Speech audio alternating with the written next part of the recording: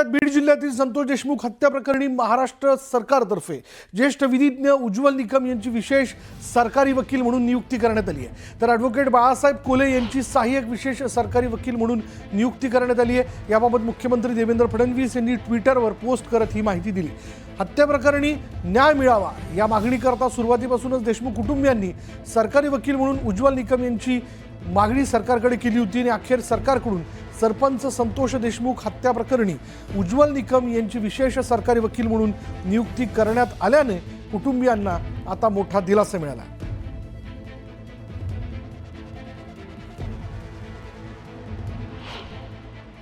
एक समाधान झाले की आता जी काही CID SIT आहे त्याला वकील साहेबांची किंवा वकील साहेबांना त्यांची या तपासात मदत होईल आणि पुढील कारवाई करण्यासाठी म्हणजे योग्य दिशा भेटेल। न्याय मिळण्यासाठी महत्त्वाची भूमिका राहील। हो, महत्त्वाची भूमिका राहील।